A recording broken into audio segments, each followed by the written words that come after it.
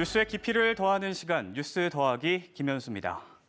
네, 앞서 홍성의 한 중학교에서 발생한 교권 침해 소식 전해드렸습니다만 교권 침해, 사실 어제 오늘 일이 아니죠. 교실 안에서 스마트폰을 이용해 교사를 불법 촬영한다거나 성희롱과 욕설, 여기서 그치지 않고 흉기로 위협하는 사례도 있었습니다. 교육부 자료를 보면요, 최근 5년 동안 교권 침해 사례 건수는 코로나19로 비대면 수업이 진행됐던 2020년을 제외하면 매년 2000 중반대를 꾸준히 기록했습니다. 특히 학생 체벌 금지가 시행된 지난 2010년을 기점으로 교권 침해 사례는 급증했고요. 학생 인권 조례가 제정됐던 2012년에는 8,000건에 육박하며 정점을 찍었습니다. 학생 체벌 금지와 학생 인권 조례. 일부 교사들의 감정적인 체벌이 사회적인 공분을 사면서 학생들의 인권을 보호하기 위해 마련된 건데 효과가 있었을까요? 한국청소년정책연구원의 조사 한번 살펴보겠습니다. 지난 2009년에는 교사로부터 체벌을 경험한 적이 없다라고 응답한 아동 청소년 30%에 불과했습니다. 소수의 무응답을 제외하고 나면 70%에 가까운 학생들이 학교에서 선생님의 체벌을 경험한 건데요. 반면 지난 2020년 조사를 보면요, 교사로부터 체벌을 경험한 적이 없다고 답한 아동 청소년 응답자 무려 96%까지 올라갔습니다.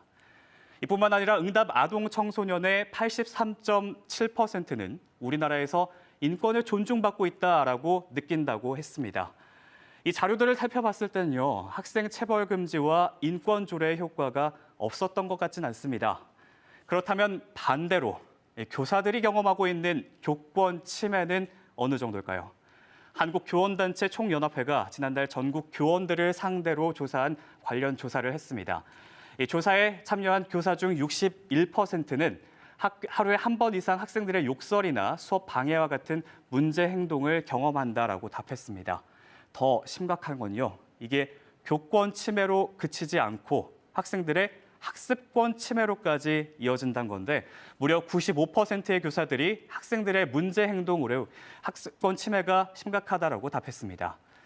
그런데도 교사들은 어떤 조치도 취할 수 없다고 합니다. 한국교원단체 총연합회 김동석 교권본부장의 이야기 들어보시죠. 그런 소수의 문제행동 학생 부분을 제재할 수도 없고, 제재하기 위해서는 오히려 아동학대나 아동학대 특례법이나 아동복지법으로 고소되는 사례가 있어서 어찌할 수 없는 상황인데 수업을 방치했다. 또 이런 부분에 대해서 오히려 학생이나 학부모가 왜 교사는 그런 문제행동 학생을 제재하지 않느냐.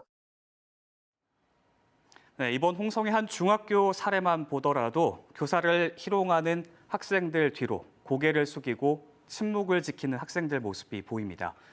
학습권을 침해당하고 있음에도 수업을 함께 듣고 있는 학생이나 교사는 어떤 제지도 할 수 없는 2022년 교실의 현실.